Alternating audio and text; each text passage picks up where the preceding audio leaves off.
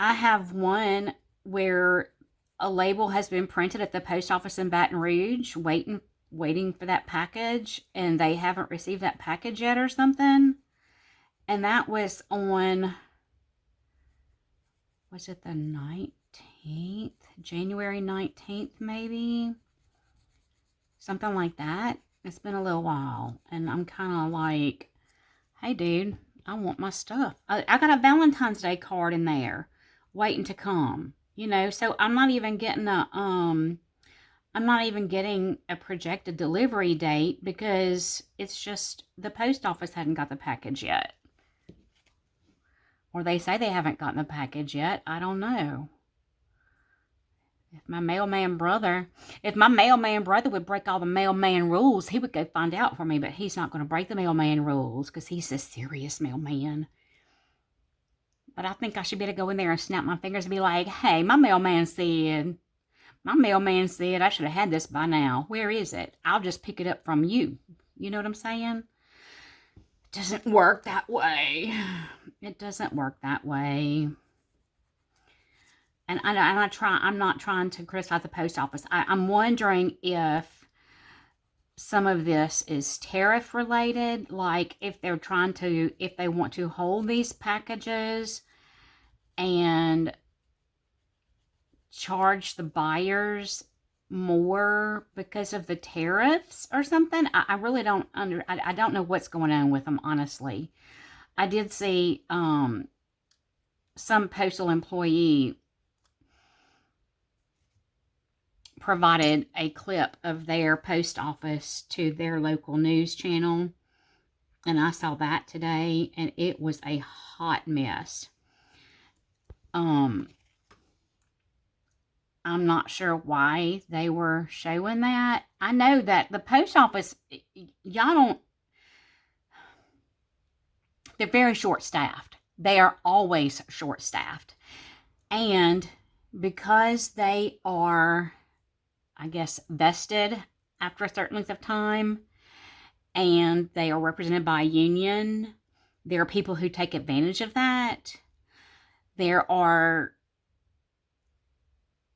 a lot of single women that work at the post office where my brother works, and they are single mothers, and they conveniently, I'm just putting it all out there, they conveniently, the week before school gets out for summer, pull something in their back, conveniently, and can't work conveniently. Most people would work and put their kids in daycare for the summer, right? No, they get hurt, so they can't work, and it's miraculous how the week after school starts, a doctor releases them to go back to work. You know, it's like, what the crap? So then what happens is around Thanksgiving, about the week or two before Thanksgiving holidays, because, you know, the kids are out for a week for Thanksgiving, then they go back for like 2 weeks, and then they're out from Christmas to New Year's. They get hurt again right before Thanksgiving and are off. I mean, they can't even be on light duty. They got to be off work. Oh my God, off work, all the way off work. So that they don't have to pay for daycare, and they're home with their kids, and they're home for the holidays, so they don't have to work any overtime, because my brother works quite a bit of overtime leading up to the holidays. Part of it is because of the increased load with packages and Christmas cards and stuff like that. Part of it's because he's having to cover more than one route a day for these people who are hurt and can't work, if that makes sense. And it's not like he volunteers to work Christmas Eve. Ever since his kids got a little bit older, he volunteers to work Christmas Eve so that other people with young children can be home with their families. So he works a lot, you know, already.